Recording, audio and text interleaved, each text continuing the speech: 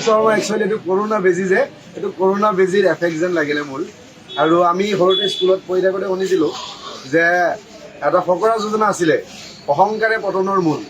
এতিয়া বিপৰীতকালে বিনা বুদ্ধি হিমন্ত বিশ্ব শৰ্মাৰ পতনৰ যৱনিকা পৰিব আৰু সেইকাৰণে তেওঁ কিছুমান ভ্ৰম বকা হৈছে। আৰু তেওঁ কৈছে, আজি শুনিছোঁ যে তেওঁৰ 4খন ফোন, এটা অমিত শ্বাহলৈকে আছে, এটা কংগ্ৰেছত থাকে, এটা হাগ্ৰামা মহিলাৰো, এটা UPPত।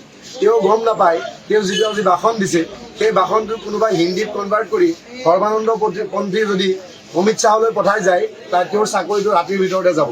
গতিকে হিমন্ত বিশ্ব শৰ্মাক কৈছোঁ, সাংবাদিকৰ আগত এই মাইকৰ বুমডাল দেখিলে এনেকুৱা মেণ্টেল কিছুমান ষ্টেটমেণ্ট নিদিব। আপোনাৰ কাৰণে ইতিমধ্যে মই দেখিছোঁ আপোনাৰ ছ'চিয়েল মিডিয়াত বহুত মানুহে লিখি আছে যে তেজপুৰ মেণ্টেল হস্পিটেলত এটা আসন খালী কৰা হৈছে। গতিকে মুখ্যমন্ত্ৰী মহোদয়, আপোনাৰ কৰোণাৰ বেজীটো আপুনি ভুলবশতে বেলেগ বুজি ল'লে নেকি আমাৰ সন্দেহ হৈছে। আৰু এই ধৰণৰ বিতৰ্কমূলক কথাই তেওঁৰ দলটোৰ মাজতে তেওঁৰ দলৰ পুৰণা BJPৰ মানুহে বাৰে বাৰে তেওঁক বিভিন্ন ধৰণে সমালোচনা কৰিছে। আৰু মুখ্যমন্ত্ৰীৰ দিন বেয়া হৈ আছে। দিন যদি বেয়া নচলিলে হয় তেতিয়াহ'লে তেওঁ ফ্ৰাষ্ট্ৰেটেড হৈ আছে। ইংৰাজীত এটা কথা আছে নহয়, বিগিনিং অফ দ্য এণ্ড, মানে সমাপ্তিৰ আৰম্ভণি।